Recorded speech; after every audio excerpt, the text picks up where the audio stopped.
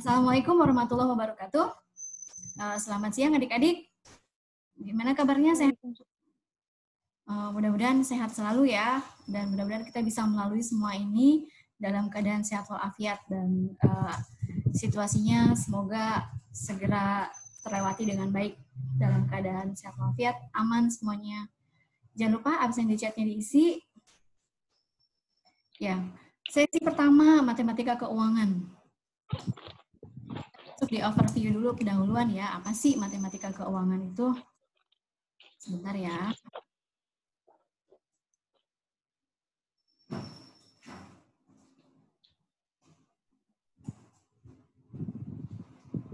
Saya cari yang PowerPoint.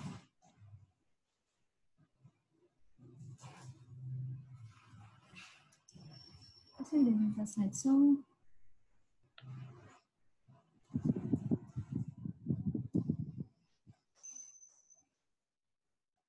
Oke, kalian nanti di kalian sudah tayang belum slideshow-nya? Slideshow-nya sudah tayang? Sudah, Jadi, Bu. Oh, sudah. Sudah. Di pendahuluan matematika keuangan ini kita akan bahas sedikit mengenai matematika keuangan versus manajemen keuangan, pintar dengan matematika keuangan, time value of money, tingkat bunga, variabel terpenting pasar keuangan, bunga biasa, tetap dan mengambang, membedakan tingkat bunga dan tingkat diskonto, dahsyatnya bunga majemuk, dan relevansi buku teks keuangan Amerika di Indonesia. Jadi kira-kira rangkumannya seperti itu, apa yang nanti dibahas. Oke, kita lanjut. Matematika keuangan versus manajemen keuangan. Apa sih perbedaannya? Nah, perbedaan yang pertama adalah dari sisi manajemen keuangan.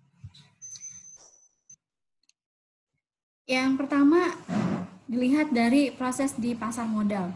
Sejatinya para sarjana keuangan ini lebih disiapkan untuk bekerja di perusahaan multinasional atau perusahaan korporasi besar.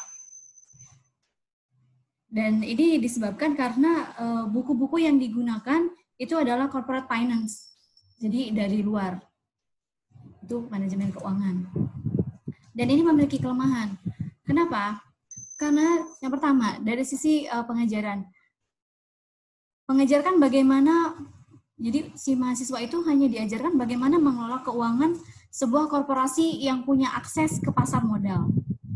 Tidak ada yang aneh memang dengan cara seperti ini, karena memang ini dipergunakan di seluruh dunia ya, di industri instrumen keuangan tentunya, mengenai bagaimana alternatif pendanaan dari saham dan obligasi.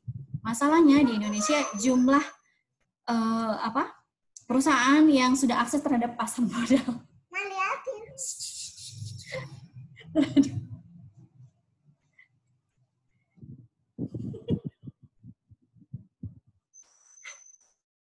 Harap maklum ya. Iklan. Apa tadi?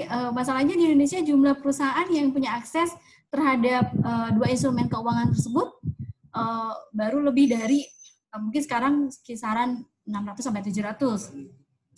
Dan tingkat kepercayaan masyarakat untuk terlibat dalam instrumen keuangan ini juga masih belum signifikan. Sangat disayangkan jika mahasiswa kita tidak memahami kondisi aktual yang terjadi di Indonesia. Karena pada dasarnya yang terjadi di Indonesia itu, perusahaan-perusahaan itu dia lebih memilih meminjam dari bank atau setoran modal, jadi pinjaman dari si pemilik. Sedihnya lagi, buku-buku manajemen keuangan itu disusun kurikulumnya tidak mengingatkan realita yang terjadi di masyarakat. Jadi buku ini ya hanya fokus pada di luar negeri. Dan kurikulum S1 Fakultas Ekonomi dahulunya ditentukan oleh para ahli-ahli dari jurusan ilmu ekonomi dan pembangunan. Kemudian untuk matematika keuangan. Ini adalah mahasiswa bisnis dan akuntansi yang sejatinya memerlukan matematika yang dapat membantunya mempelajari manajemen keuangan, akuntansi, dan manajemen investasi. Jadi lebih ke clerical atau teknis. ya kan? Karena awalnya lulusan ini memang lulusan ini kurikulumnya disusun oleh para ahli di bidang profesional keuangan. Sementara para sarjana itu biasanya menjadi peneliti, kemudian akademisi, pemikir, thinker. Jadi ada gap di sini. Dan yang lebih relevan itu sebenarnya adalah kembali ke mahasiswa bisnis dan akuntansi ya. Matematika keuangan sebenarnya lebih relevan untuk membantu mereka dalam menilai semua produk keuangan, jadi instrumen-instrumen keuangan dan sasaran investasi. Bahkan mereka juga mampu melakukan perencanaan keuangan sendiri. Ya, biasanya orang akuntansi gitu ya. Oleh sebab itu matematika keuangan necessary to know, artinya memang benar-benar diperlukan untuk diketahui bagi mahasiswa bisnis dan akuntansi. Sedangkan untuk matematika ekonomi cukup baik saja diketahuinya. Perbedaan lainnya adalah yang pertama, seperti matematika ekonomi untuk ilmu ekonomi, matematika keuangan juga adalah alat bantu untuk memahami ilmu keuangan, termasuk manajemen keuangan. Yang kedua, persamaan yang digunakan dalam manajemen keuangan sebagian besar berasal dari matematika keuangan. Namun tidak semua persamaan matematika keuangan ditujukan untuk manajemen keuangan. Sebagian lagi berguna untuk manajemen investasi dan akuntansi lainnya. Perbedaan yang ketiga adalah manajemen keuangan bermanfaat untuk mereka yang akan berprofesi di bidang keuangan. Matematika keuangan berguna untuk siapa saja yang berkepentingan dengan pengelolaan uang pribadi maupun perusahaan. Sebentar ya, tunggu dulu.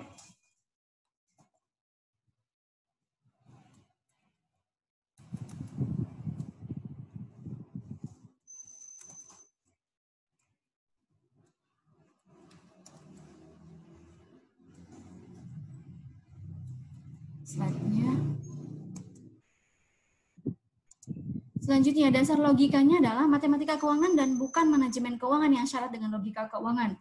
Dengan bekal kemampuan ini, Anda akan menyadari bahwa bunga kredit 0% itu hanya mitos, ya kan? Bahwa bank atau lembaga keuangan banyak akal dalam mengemas produknya. Bahwa produk keuangan itu tidak selamanya madu, tapi ada juga yang racun atau kurang bermanfaat. Dan bahwa mengangsur itu tidak jarang sangat memberatkan. Dan bahwa hubungan bank dengan nasabahnya itu asimetris, jadi tidak harmonis sebenarnya. Mana yang lebih menarik? Menerima uang pensiun 200 juta sekali saja atau 1,5 juta setiap bulan seumur hidup? Mana coba? Mau yang sekali dapat 200 juta atau setiap bulan dapat 1,5 juta, tapi seumur hidup? Seumur hidup itu bukan berarti selamanya Anda hidup. Kalau Anda hidup 100 tahun, dapat terus 100 tahun. Oh, bukan. Seumur hidup itu adalah sesuai dengan usia Anda saat ini. Misalkan saat ini Anda berusia 17 tahun, berarti selama 17 tahun ke depan, gitu ya. Kemudian, case berikutnya, seorang manajer berambisi membeli rumah dengan KPR. Jika harga rumah 600 juta dan bunga KPR 12% per annum, berapa besar uang muka yang harus disiapkan jika dia ingin angsuran bulanannya tepat 1 juta selama 120 bulan? Setelah membayar 24 angsuran, ternyata bank menaikkan suku bunga bulanannya menjadi 15% per annum. Nah, berapa besar angsuran yang baru? Kemudian kasus yang lain, sebagai orang terkaya di dunia, Bill Gates diberitakan mempunyai kekayaan 50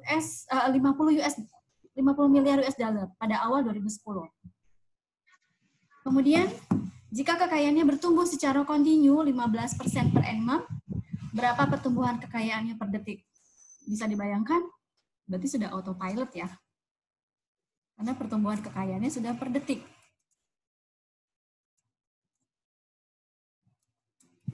Oke, kita lanjut. Nah, untuk soal yang pertama tadi, mana yang lebih menarik antara menerima uang pensiun 200 juta sekali saja dan uang 1,5 juta setiap bulan seumur hidup? Nah, ini dengan asumsi, harus ada asumsinya supaya fair penilaiannya. Tingkat kepastian sama dan didasarkan hasil hitungan.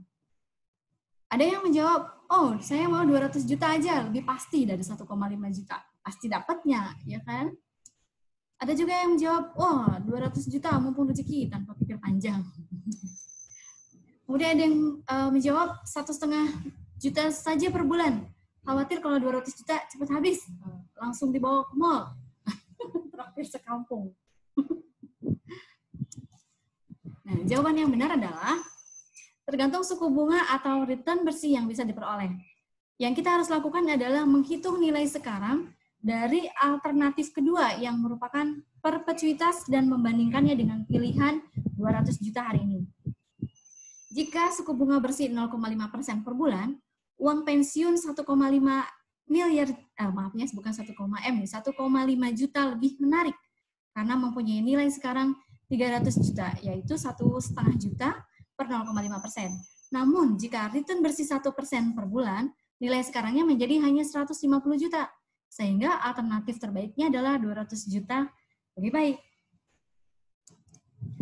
Untuk soal yang kedua, seorang manajer berambisi membeli rumah dengan KPR. Jika harga rumah 600 juta dan bunga KPR 12% per annum atau 1% per bulan, berapa besar uang muka yang harus disiapkan jika dia ingin angsuran bulanan tepat 1 juta selama 120 bulan?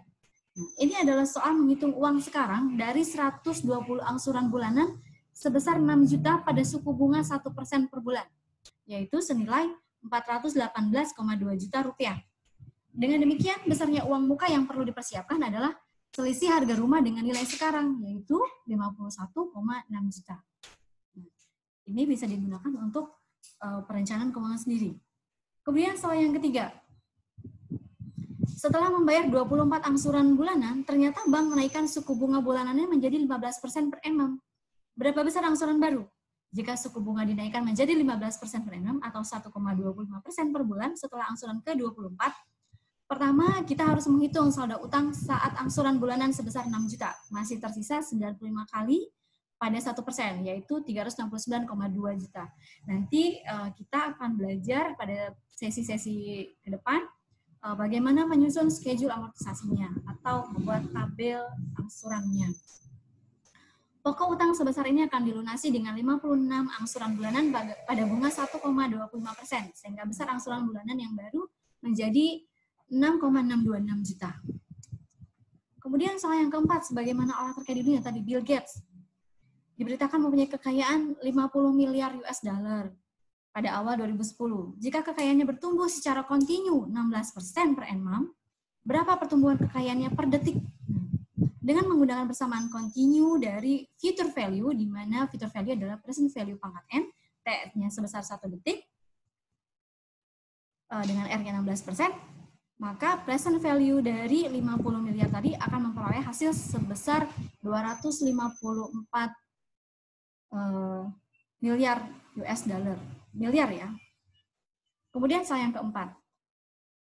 Sebagai seorang terkaya di dunia, sebentar, ini seperti ada persamaan ya. Oh ya, kita skip aja, itu ada persamaan, mungkin tidak sengaja.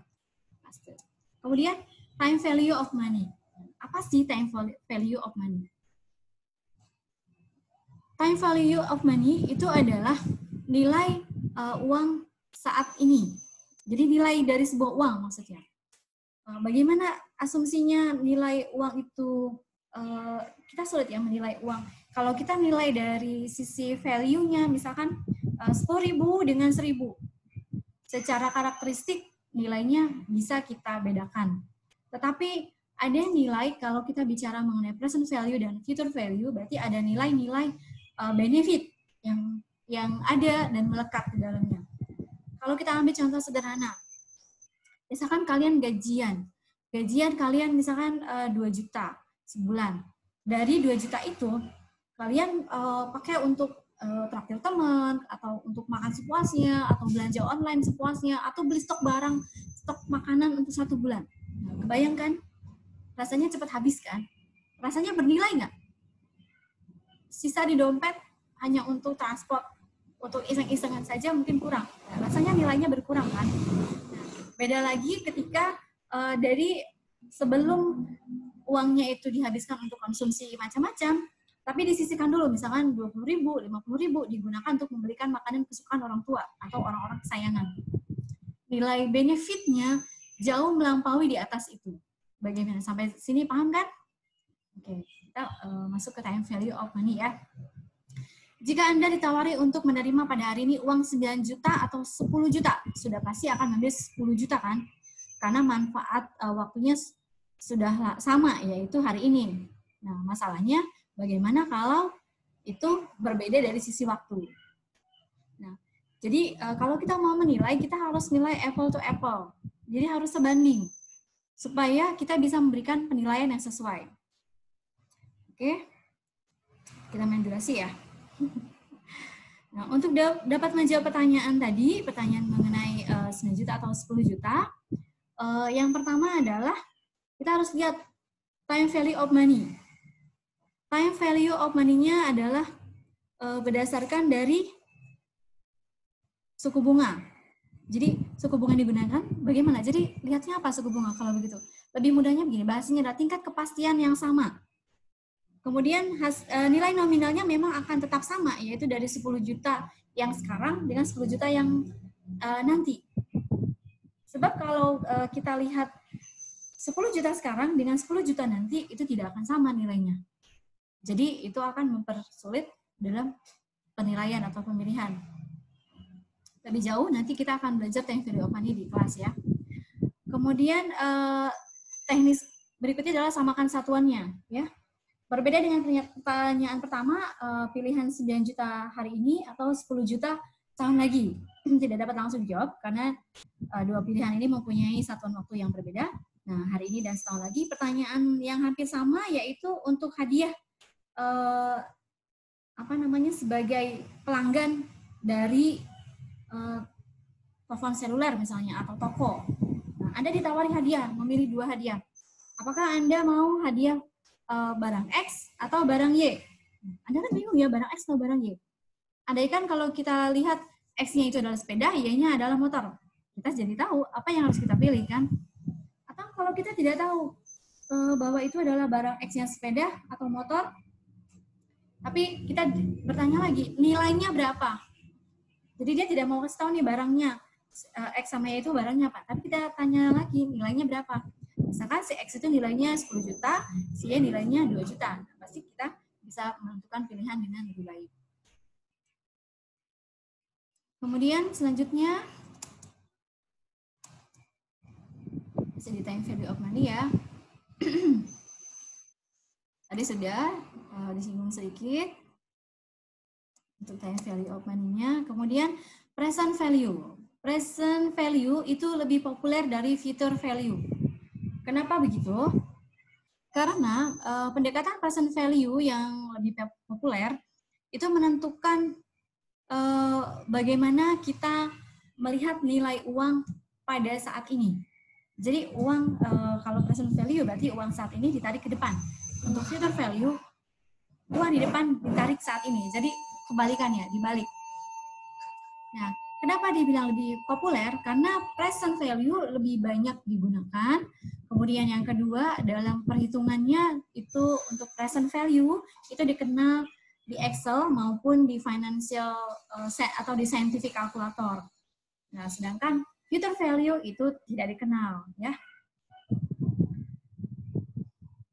Kedua, pendekatan present value dan future value memerlukan suatu variabel, yaitu suku bunga, dan variabel ini bergantung pada pasar keuangan. Jadi pertanyaan sekarang adalah bagaimana suku bunga tersebut harus digunakan? Suku bunga yang digunakan itu ada dua. Kita langsung aja ke step berikutnya. Durasi ya. Ada tingkat bunga variabel terpenting pasar keuangan. Nah, ini ada bunga mengambang, bunga tepat, dan bunga tetap. Jadi ada tiga, tapi yang familiar dikenal ada dua. Yang tren, yaitu bunga mengambang dan bunga tetap.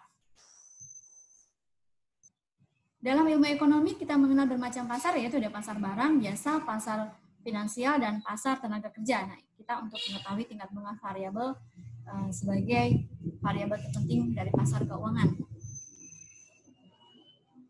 Nah, contohnya kita mengenal berbagai macam pasar tadi ya, sudah disebutkan. Apa tadi? Pasar, ada pasar barang, jasa, pasar finansial, pasar tenaga kerja, dan pasar finansial lebih lanjut dibagi lagi menjadi pasar uang berjangka pendek, kemudian pasar modal untuk jangka panjang, dan pasar derivatif. Sejalan dengan 3 pasar ini, investasi pun dikelompokkan menjadi 3, yaitu untuk pasar barang dan jasa atau sektor real. Kita mengenal yang namanya rumah, ruko, toko, apartemen, dan usaha lainnya.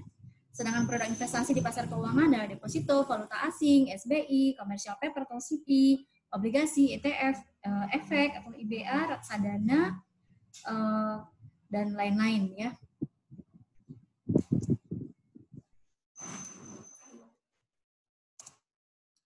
Selanjutnya itu adalah bunga, diskonto, yield, dan return. Nanti kita akan banyak membicarakan mengenai ini di materi-materi berikutnya. Untuk pasar keuangan, variabel terpenting tingkat bunga. Dalam pasar keuangan istilahnya seringkali disebut bunga ini mempunyai banyak padanannya. Ada tingkat diskonto, yield, return, itu semuanya sama. Dan kita mempunyai berbagai macam pilihan bagaimana menggunakan kata-kata ini. Nanti dalam praktiknya ada di soal-soal juga ya, ada juga penguatan konsep di soal-soal. Kemudian untuk bunga itu ada bunga biasa, bunga efektif, bunga diskrit, bunga mengambang, bunga tepat, counter rate, dan prime rate. Nanti juga dibahas lebih jauh di kelas ya. Kemudian untuk value for money, tadi kan time value of money, sekarang value for money.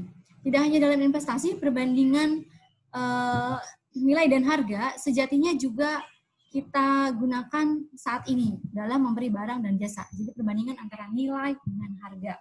Seperti contoh yang tadi sudah dijelaskan.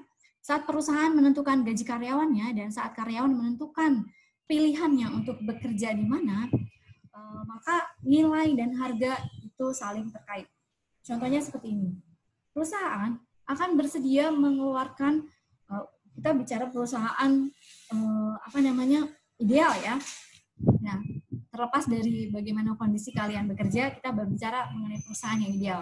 Nah, perusahaan dia ingin semua pengorbanannya atau cost ya atau biaya yang dikeluarkan sesuai atau sebanding atau bahkan melampaui ekspektasinya terhadap skill atau kompetensi dari karyawannya.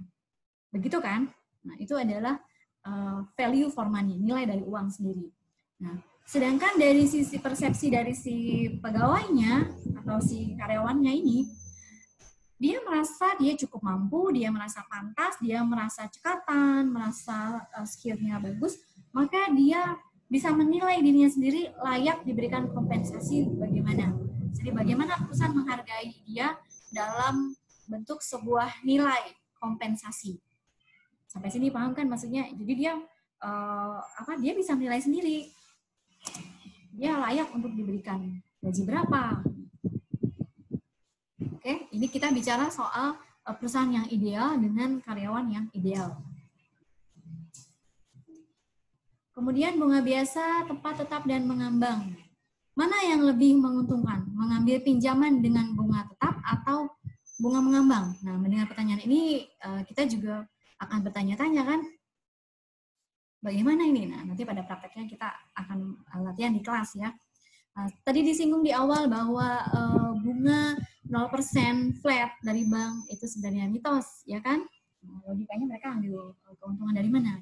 Itu sederhana, logika sederhana. Tapi memang kenyataannya dalam penggunaannya mereka menggunakan konsep perhitungan yang berbeda untuk pinjaman dan untuk tabungan. Contoh kita ambil tabungan. Untuk angsuran kredit dengan tabungan. Ada bunga yang digunakan berapa? 365 hari dalam setahun, ada yang 360 hari. Untuk lebih menariknya nanti kita bahas pada sesi berikutnya, di sesi kedua. Dari penggunaan, bahkan untuk produk, satu bank yang menggunakan produk yang berbeda, jadi kan dia punya produk kan beda-beda. Dia menggunakan perhitungan yang berbeda-beda juga. Jadi yang satu pakai bunganya 365 hari, kemudian yang satu lagi pakai 360 hari. Nah, dari setiap tingkat bunga yang digunakan itu menghasilkan selisih keuntungan yang cukup signifikan, dan itu menjadi keuntungan lain dari bank selain biaya administrasi, dan lain-lain. Cukup dipahami kan? Oleh sebab itu, maka wajarlah kalau hubungan antara bank dengan nasabahnya itu asimetris. Karena kan yang tahu perhitungannya itu hanyalah si bank. Apakah si nasabah dilibatkan? Tidak kan? Karena itu memang sudah otoritas manajemen bank ya. Bunga tepat, tetap, dan mengambang. Nah, trennya mana yang terbaik? Yang terbaik adalah menggunakan bunga, bahkan sistem standar akuntansi pun, standar akuntansi dunia menggunakan IFRS itu menggunakan sistem bunga tetap. Dan untuk akuntansi syariah juga menggunakan sistem bunga tetap. Kenapa? Karena kalau untuk yang syariah ya sudah pasti ya. Karena kalau yang mengambang atau floating rate itu kan tergantung sama pasal. Tapi kalau yang tetap untuk yang syariah dia menghindari riba. Nah, untuk yang yang terkini yang menggunakan standar akuntansi IFRS itu karena untuk sistem bunga yang tetap itu lebih menjamin konsistensi atau standarisasi. Dan lebih jauh nanti mengenai bunga ini kita ada materi di pertemuan pertama ya. Jadi yang mana pasti pilih bunga tetap. Tapi kan kita kan nasabah ya, jadi yang nasabah tidak bisa melakukan pilihan. Itu otoritas dari bank. Kemudian berikutnya adalah membedakan tingkat bunga dan tingkat diskonto. Nah, nanti juga ada bahasan mengenai tingkat bunga dan tingkat diskonto pada bahasan mengenai obligasi dan saham. Kita sering sekali mendengar orang bilang saham, obligasi. Sebenarnya apa sih bedanya saham dan obligasi? Nah, kita lebih jauh mengenai saham dan obligasi nanti dibahas di sesi berikutnya, tapi saya ingin membuka sedikit wawasan kalian bagaimana membedakan ini. Kita analogikan begini. Jika saya mempunyai sebuah perusahaan, supaya kalian bisa memahami perbedaannya ya, terlepas dari kita harus belajar juga apa sih daya tarik dari saham dan apa daya tarik dari obligasi. Karena kan itu kalau tidak ada daya tarik, bagaimana nasabahnya atau konsumen mau membeli produk tersebut. Nah, kita analogikan seperti ini supaya lebih mudah paham. Saya mempunyai sebuah perusahaan. Kemudian saya ingin melakukan ekspansi. Ternyata saya ini kekurangan dana segar untuk ekspansi. Saya bisa melakukan dua pilihan. Apakah saya harus, kita punya waktu 10 menit lagi ya, kita punya dua pilihan nih, apakah melalui saham atau obligasi untuk memperoleh dana segar tadi. Kalau saya rela perusahaan saya ikut dimiliki orang lain, maka saya akan terbitkan saham. Oke, sampai sini paham ya? Tapi kalau saya tidak ingin perusahaan saya ikut dimiliki orang lain, maka saya lebih memilih obligasi. Karena obligasi berarti saya cukup melakukan pinjaman, ya kan? Gitu.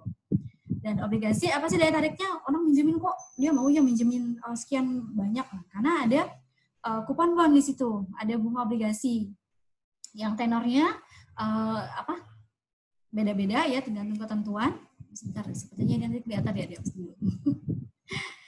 Kemudian juga dari obligasi tadi itu ada jangka waktu jatuh temponya. Misalkan jangka waktu jatuh temponya 5 tahun. Nah, minjam 2 miliar pada tahun kelima uangnya kembali 2 miliar. Plus kupon bond selama tenornya. Misalkan tenornya 1 tahun dibagi dalam semester, berarti setiap 6 bulan dia dapat keuntungan. Ya, itu bagian dari daya tarik dari obligasi. Oke. Kemudian dahsyatnya bunga majemuk yaitu bunga yang berbunga. Bunga lagi, berbunga lagi, berbunga lagi. Ya, itu seperti renten. Dan itu kalau dari sisi syariah itu riba. Bunga yang berbunga. Ya memang dahsyat. Ya, tapi riba ya. Biar dahsyat, kalau haram tidak usah. Kemudian relevansi buku teks keuangan Amerika dan Indonesia, dan ini juga masih banyak perbaikan dan diadopsi juga para ahli kita saat ini. Juga banyak yang sudah mulai melakukan revisi-revisi disesuaikan dengan kondisi real di Indonesia.